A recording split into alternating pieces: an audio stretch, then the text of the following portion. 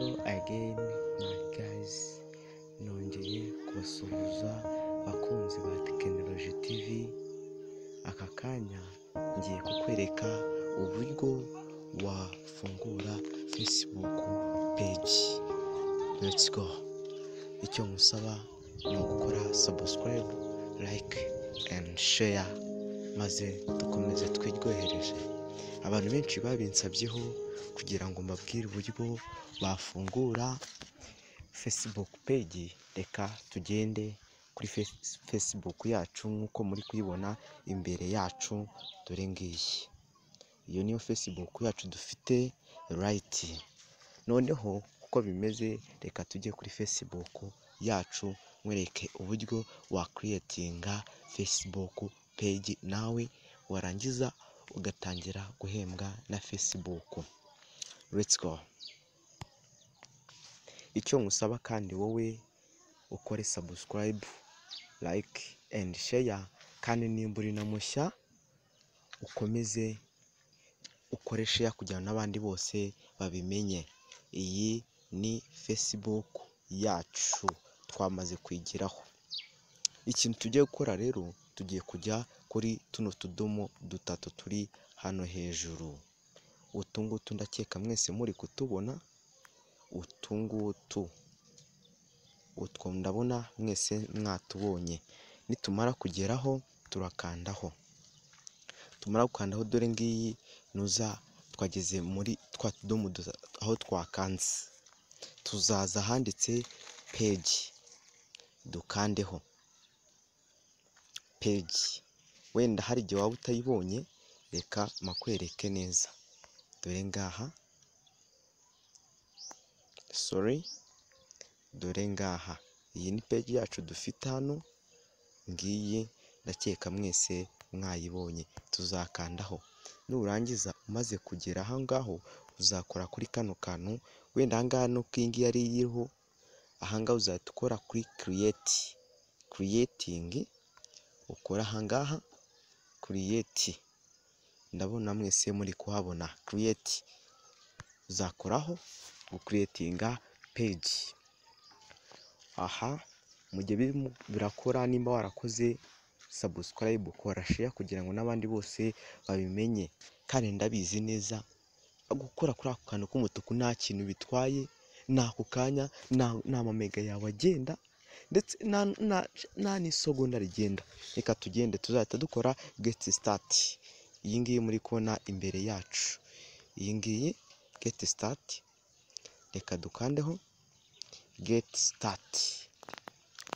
Okay, nitumara kujya ngaha tuzandika izina rya page. Reka nandikemo Technology, wenda Technology v. Next dukomeze Technology. Okay, aha ngaha kuri category yandikamo, wenda reka nandikemo computer company. Aha, wenda ushatse washyiramo n'indi, wenda reka nkomeze next. Dukomeze. Nitumara gukomeza, wenda network zacu ziri kugenda gakeya, ariko twamaze kuhagera.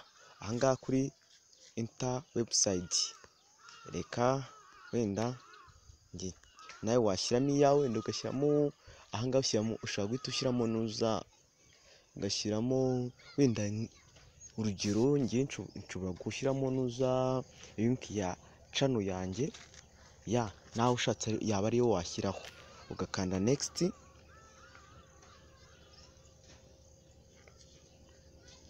Aha, dore igisigaye ni gukora done. Dore ngiyi aha hasi, dore ngiyi rwose. Iyi niyo iri imbere yacu aha hasi. Wenda hari igishobora kuba utari kuyibona, dore reka nyikwereke. Dore done ngiyi mu kantu k'ubururu, reka nyikwereke. Iyi ni done. Uzahita ukoraho, wemeze nuza yawe, wemeze page yawe. twamaze kwigiraho ni gutya wa creatinga page. Iyo umaze kwigira ahangaha rero icyo ukora ahangaha mbere uhita ukora ikintu bita ahanditseho ngo creating button, create action button, ukora akantu ugakandaho. Ahangaha harakubwira ngo send message, start a chat on message. Aka kavuga ngo send message, start a chat on WhatsApp. Indi kavuga ngo call now, start a phone call. Indi kavuga ngo send me email, start an email message. Indi kavuga ngo contact us, open website. Hanga ikintu biba bivuze, hari uburyo iyo ugiye kuri nuza ukajya kuri page y'umuntu nyine, hari wenda ukajya kuri page y'umuntu, hari igihe bita bigusaba wenda ugasanga banditseho wenda ngo ni ngo kwandika message, cyangwa ukabona harimo WhatsApp.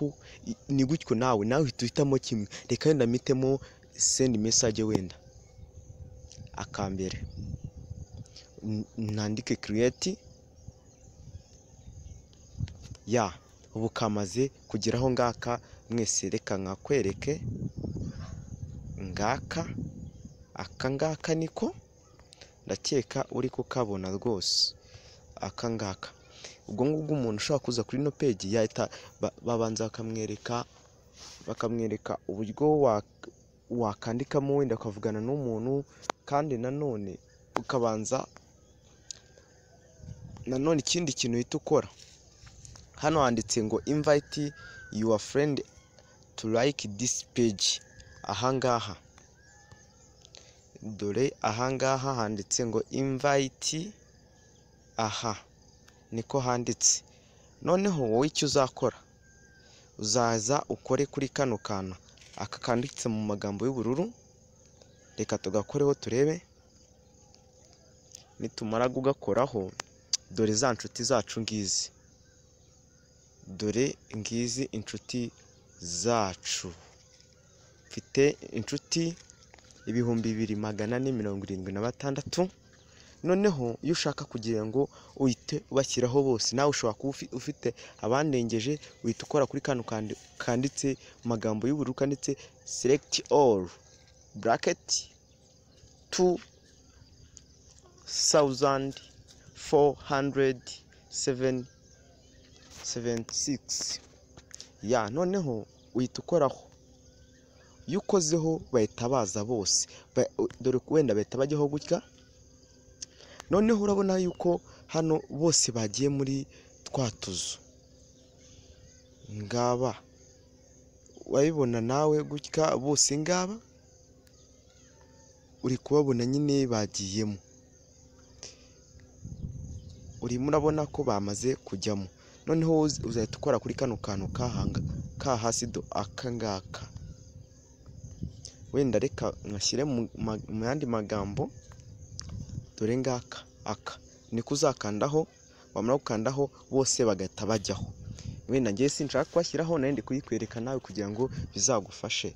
Ikindi kintu uhita ukora, hita hano handitse ngo you can post video. Ushobora gupostinga video. Wenda reka nkwereke ahantu uhita uza kuri kano kantu, wenda aka kanditseho post. Ushobora guhita uza ugakandaho. Wamara gukandaho, okay, wamara gukandaho ukaza hano handitse video, aka ngaka aka. Noneho iyo ukanzeho bahita bakugeza kuri video zawe, bahita bakugeza kuri video ziri kuri telefoni yawe. Access allow wa, dore izi video ngizi. Iyo uzigizeho rero uhita ubikora nawe ugakora post, wangiza ukaryoherwa. Okay, iyi ni page yacu twahanze, twamaze kwihanga. Ubutaha rero nzaza nkwereke uburyo ushobora gukora monetization kuri Facebook page cyangwa Facebook account. Thanks. Kandi nanone icyo ngusaba no gukora subscribe, like and share. Kandi nimba uri mushya kandi nibwo ugomba gukora like, cyangwa ugakora subscribe, like and share. Kandi nimba waranikoze kora share muri magroupe ya WhatsApp mubamo kugira ngo kandi nawe ukomeze uryoherwe. Ku bindi bisobanuro ushaka kutuvugisha cyangwa kutwandikira ukeneye kudutera inkunga, nimero yacu ni imwe, dukoresha WhatsApp, dukoresha duhamagara ni 078 084 13 23. Turabakunda cyane, Imana ikomeze ibarinde cyane nshuti zacu ba Technology TV.